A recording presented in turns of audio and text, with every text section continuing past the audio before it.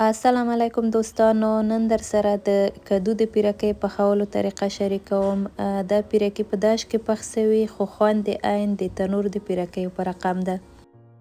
اول مې له کدو نه پوستکی لرې کړ، بیا مې پاک ومینځه او له تراش څخه مې وایسته. وپله یې میده سوي اوږه مې ور اضافه کړه او یو وړکی میده سوی پیاز مې ور اضافه کړ. 3 قاشقو په اندازه مې غوړي ور واچول او د ضرورت په اندازه مې مالګه ور واچوله.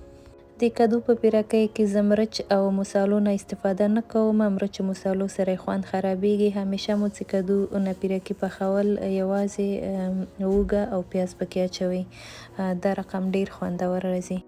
دا اوړه هم یو ساعت مخکې له ګرمو اوبو او خمیرمایي سره لمده کړي وو. کله چې خمیره سو بیا مې وړې وړې زوالې ترېنه جوړې کړې او 15 دقیقو لپاره مې پرېښوده چې پخېدلو ته آماده سي. په همدې ترتیب مې زوالې نازکه نازکه اوارې کړې، مواد مې پکې واچول، پیرکي مې ترېنه جوړ کړه.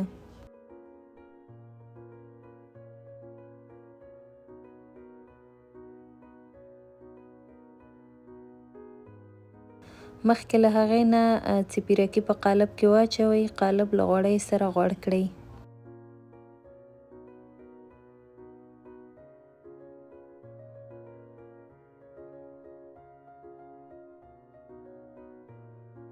د داش درجه په 500 کې کړئ، په زیات حرارت باندې پاخه کړئ.